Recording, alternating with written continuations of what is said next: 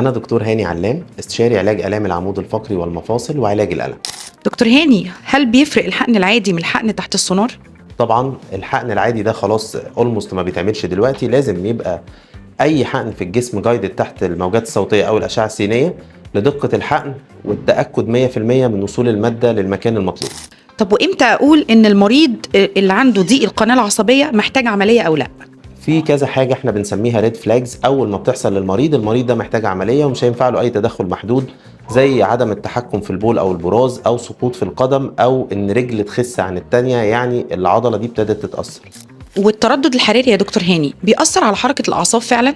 التردد الحراري في علاج الخشونة بتاعة المفاصل بيشتغل على الأعصاب الحسية وليس الحركية، يعني بيقلل الألم ولكن ما بيأثرش خالص على حركة المفصل. بالنسبة لعيانين الشوكة العظمية في الكعب، هل لازم يعملوا عملية ولا ليها علاج تاني؟ مش أي وجع في الكعب هو عبارة عن شوكة عظمية أو التهاب في باطن القدم، في كذا سبب في الكعب، زي اختناق في الأعصاب أو في الأوتار أو التهاب اللفافة الأخمصية بتاعة الكعب، فلازم تشخيص دقيق جدا قبل ما نبدأ. طب إمتى يا دكتور هاني أقول لعيان خشونة الركبة لا خلاص أنا يأست منك روح اعمل عملية؟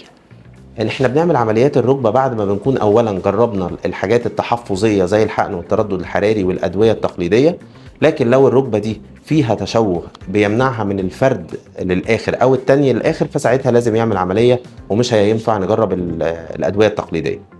شكرا يا دكتور هاني جدا للمعلومات القيمة. لا.